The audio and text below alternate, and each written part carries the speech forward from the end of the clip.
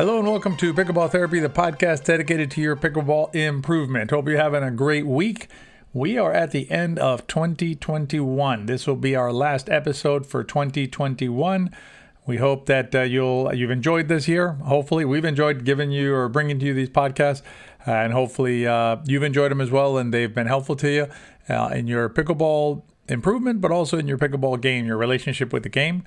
Hopefully, we plan some pretty exciting stuff for 2022, so we hope to have you with us as part of our family for 2022, and I think you'll like what you're going to see, or maybe hear is a better description of it. So for our last episode of 2021, we wanted to bring you a subject that we've been working on that I think can really help you as a pickleball player. And what I'm talking about here is a soft game. I've written a couple of blog posts recently about them. If you want to check those out, you can go to wearepickleball.com under blog posts. There's a heading, a blog post in the navigation menu there, and you can read the posts.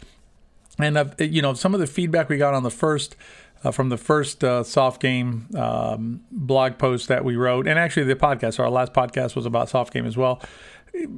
Basically elicited some, I think, not just a clarification about it, but also I wanted to dive into a little bit more, because I think the soft game is one of these concepts that it's a little bit misleading in the sense that it doesn't seem like it's that big a deal, maybe, or it's like, okay, I need a soft game, whatever. But it's the kind of thing that once you really adopt it and bring it into your game, it can really transform how you're playing pickleball.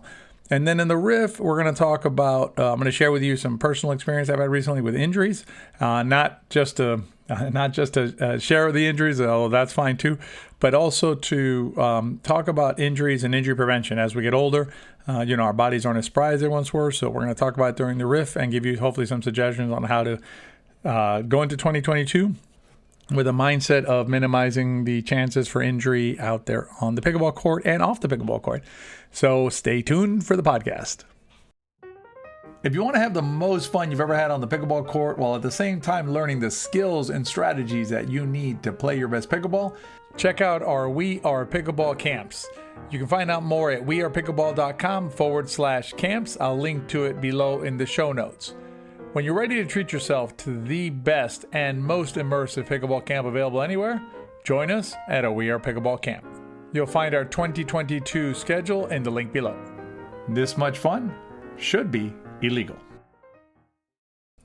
The title of our prior blog and also podcast was that the soft game is always the right answer. And so some of the questions that we got, or some of the feedback we got, most of the feedback was positive and understood what we were talking about. Some of the feedback was, well, I mean, what about the hard game and the game's evolving? Look at the pros and things like that. And I want to double down on this concept that the soft game is always the right answer. And we're not talking about, sometimes or maybe here, maybe there. The soft game is always the right answer. And, that now, am I saying, let's get one thing out of the way. Am I saying that the soft game is the only answer? Never said that. What I'm saying is that the soft game is always the right answer, which meaning that you can always rely on it. It's always there for you, and it's never going to be the wrong thing to do. In other words, when you're in a situation where the soft game is something that can be used, you can always utilize it in the game, and it's always going to be appropriate. And the example that I want to, the way I guess to illustrate it is, let's look at Catherine Parenteau. Okay, if you don't really follow the pros, she's one of the top female players, if not the top female player right now in pickleball. So, Catherine Parenteau played tennis at Michigan State University. So she played tennis at a very high level. And before that, she had played high school, obviously, and she was actually ranked 4th in tennis in Canada in her age bracket.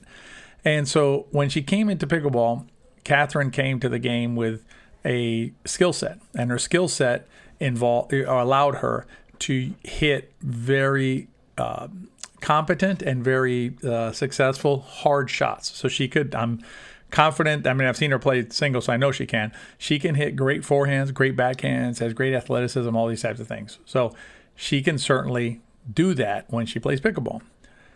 Most of us, however, don't come to pickleball with Catherine's background, right? So we don't come to pickleball with already a preloaded really good backhand, really good forehand drive, the athleticism to get in the right position, the knowledge of how to transfer a weight to be able to deliver a hard shot off of a ground stroke, right? So driving balls and things like that. So we don't come to the game with that. So the question is, like, what do you do when you come into the game without that skill set, right? So you don't come from, again, college tennis or anything like that. What do you do? What's your approach to pickleball? And our suggestion is that the answer is the soft game. In other words, that you can use the soft game to basically approach this game very successfully and very effectively without having to worry about emulating or copying players like Catherine Parenteau, Matt Wright, players like that, players that come to pickleball from a high-level tennis background, Deco Bar. All these players come from very good tennis backgrounds and tennis pedigrees. So you don't need to look at, like, if you look at them play and you say, you know what, that's what I should do, probably not going to be a recipe for success. Instead, let's look at the other way to play the game, the soft game, which is, again, always the right answer, and maybe emulate that. And let me get a step further with it. Let me suggest to you that a player like Catherine Parenteau, or you can just list players, John Sperling, Cammie McGregor, again, Matt Wright, Deco Bar, Simone Jardim, all these players, right? They all can hit balls hard. They all have the skill set to hit really effective forehand and backhand drives. They can crush the ball, right? And they can certainly do it better than most of us mere mortal pickleball players can do. So they can hit hard. But the question I ask is, do they hit hard? And the answer is, for the most part, no. I mean, will they pepper in a drive once in a while? Yeah, sure. But if you watch their games, the vast majority of their game is a soft game, not a hard game. And so this is one of these areas where we can actually learn by watching the pros. All right, they're playing at the highest level of the game. And we can watch their approach to the game, strategic approach to the game, which is to use the soft game as their go-to strategy when they're playing pickleball. Let me just quickly differentiate this, because I think sometimes we can make a mistake of seeing how the pros play and then go, I need to do that. An example was one I just gave you, which was, you see like, Lee Waters or somebody like that just crushing these awesome drives. And so we say, you know what, I'm going to do that without factoring in that a player like that comes to the game already with that skill set already in their back pocket. They already can do that. So that's an example of an area where copying the pro probably doesn't make sense. Another easy example is the Ernie. Pros in their 20s are jumping all over the place. It's fun to watch, but I see too many players get bogged down or distracted with these sort of techniques or these skills, which, fine, listen, if you want to do it because you enjoy it and it brings a smile to your face, knock yourself out. But the vast majority of the time when I see Ernie's executed, or in quotes executed in rec play, it's usually just a player jumping over to the side or stepping over to the side, leaving their partner isolated on the court by themselves playing singles. So it's not a very effective technique normally for most players. That's an example of, again, a shot or a thing that pros will do that perhaps isn't the best thing for us non-pros, even though I'm a senior pro player, but I'm just saying generally for us, for non-pro pickleball players to try and adopt. The soft game, by comparison, is a strategy or an approach to the game that any player can use. So any player can learn how to hit soft shots and play a soft game, a resetting kind of a game, dinking, third shotting, block volleys, things like that, and basically add that to their game and use that in their game, understanding that that's the pros' go-to move. The pros' go-to strategy is, I'm going to play soft. I'm going to soften the game down, and I'm going to, and that's how I'm going to win. And that approach to the game, those shots are available to pretty much all pickleball players. And I listed out, it doesn't matter what your skill is, right? A 2.5 and a 5.0 can both learn how to dink. right? Doesn't matter what your background is, whether you come to the game as a college tennis player or no racket sports at all, never picked up a racket or a paddle in your life. Doesn't matter what your physical characteristics are. Doesn't matter if you're, 5 foot and weigh 120 pounds or you're 6'3" and weigh 240 pounds as an example. So your physical background or makeup not background, but your physical makeup doesn't make a difference. Your age doesn't impact this. You could be 30, 20, 50, 70, whatever. You can still use the soft game as part of your game, regardless of how you come to the game as a human being, as a person. You can use that. I'm currently working on a video. I hope to have it out this weekend. That I'm breaking down a really good match, which was Simone Jardim and Lucy Kovalova. They're the number one women's doubles team in the world against Lee Waters and Anna Lee Waters. Arguably, at least at the time, they were probably at that time, they may still be, but they were the number 2 best women's team in the world, doubles team in the world. And so it's a 5-game final, gold medal that they played at the PPA in Atlanta. And the strategy is fascinating to watch, because what you'll see there is you'll see in the 4th game, Lucy and Simone were up 2-1. So they had won the first game and the 3rd game, and the Waters had won the 2nd game. And they were in the 4th game. And you'll see in that match, you can see how Simone and Lucy are both firing at balls. They're starting to attack balls off the bounce, not really balls that are putaways, right? They're trying to generate pace, and they end up losing that game pretty convincingly, as I recall. The 5th game, right? So now they're in the deciding game. Lucy and Simone are down. They switch sides at 6-3 with the Waters winning. So the Waters are up 6-3 as they switch sides in the 5th and deciding game. And you see a marked difference in Simone and Lucy's approach coming out of that, because you get a timeout on that switchover. They completely change their strategy. They go soft. And in fact, you'll see in the video that we're doing, Simone has balls that are shoulder height. So balls that are floating around her shoulder that she could easily attack normally, right? She could just, try and attack. But she made a conscious decision to go super soft, if you will, like super soft strategy there in that 5th game. And it was a phenomenal strategy, basically neutralized the Waters wanting to be, in a firefight. She controlled the tempo of the game. Well, not just she. Her and Lucy controlled the tempo of the game from that 6-3 on, and went on to win. I believe it was actually 11-6. I think they stopped them at 6. So basically, it's a really good demonstration of how the soft game can be used effectively, not just in rec play, at the highest levels of this game, and it's a strategy, again, that can be adopted by any pickleball player. So if you want to improve, if you're looking to advance as a pickleball player, definitely consider adding the soft game, or focusing, I should say, on the soft game next year in 2022. Make that your intentionality, make that your focus for 2022, and you'll see great results on the pickleball court. In the riff, we're going to be talking about injuries and how to maybe avoid them and stay focused on avoiding them in the future. And I'll share with you a personal story to kind of frame that out for us. Stay tuned for the riff. As a pickleball player, you are no doubt working on your game. But are you also working on your vision?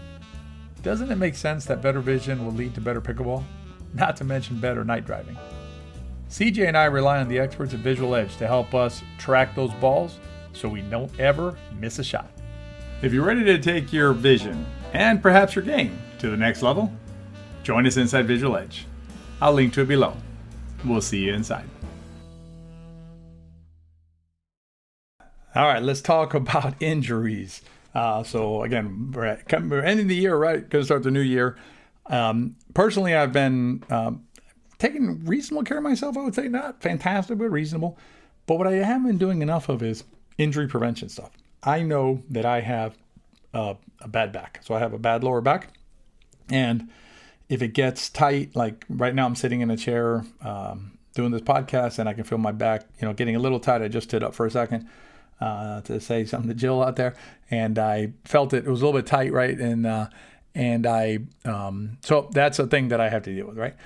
The point of it is, so a few days ago on last week, on Friday, I think it was,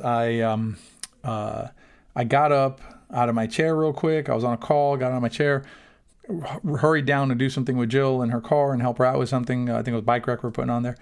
And I injured my back. I didn't do anything crazy. I just zigged when I should have zagged, right? And it's a thing that happens to me. My back gets compacted. Then if I turn too quick or something, it'll basically fire off the muscle, and then I'm out. I'm down.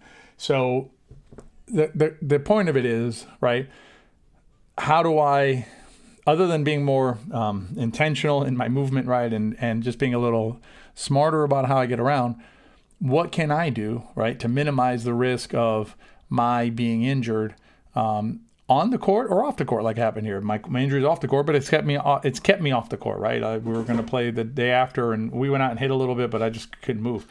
And so now I'm basically, off the court for a little bit. So what can I do? What I can do is, for instance, work on my core, right? As we get older, all of our muscles, get weaker if we don't work on them. But one of the really important areas, obviously, of our body is our core, right? So that's from, the abs to the back. Jill always reminds me, also includes, I need to include my hips, right? And my hips. And then I was talking to CJ Johnson, who you probably already know. We're partners in We Are Pickleball. We work together a lot on stuff. And she's really good with the body and things like that. She's a personal trainer and knows a lot about the body. So she's like, hey, you got to stretch out the hamstring. She sent me some ideas for how to keep the hamstring stretched. So basically, what I'm going to do in 2022 personally, knowing my body, right, knowing that my back is an area of concern, is I am going to build into my weeks, my days and my weeks, certain things for me to do to minimize the chances of re-injuring my back. So that'll be core workouts. That'll be stretching my hamstrings. That'll be some hip strengthening and stretching and strengthening, right? There's some hip straightening kind of things that I've been looking at and things like that. So I'm going to add that into my repertoire, my regimen, I should say, for 2022. And what I recommend that you do is think of a part of your body that kind of gives you trouble sometimes, or that you should maybe focus on, and try and be intentional here too, right? And we talk about intentionality a lot. It's a common theme. Apply it to your body and apply it to preventing injuries rather than just simply dealing with the injuries when they happen. And start working that. If it's your shoulder, do that. If it's your elbow, do that. If it's your legs, if it's your feet, or your plantar or your back or whatever it is, work on those things to strengthen, to basically prevent or minimize the chances of recurring injury. So hopefully that'll help you in 2022, keep you on the courts, keep you playing, and keep you improving on your pickleball game. Hope you enjoyed the podcast. Again, hope that you enjoyed this year of podcasts. We're excited to keep on doing this in 2022. And again, are happy to have you as part of our family, and hopefully hope that you'll be with us for 2022. Have a happy new year out there, and we will see you next week. If you enjoyed the podcast, please share it with your friends. Remember, if you like it, they probably will too. Have a good week, and we'll see you next week.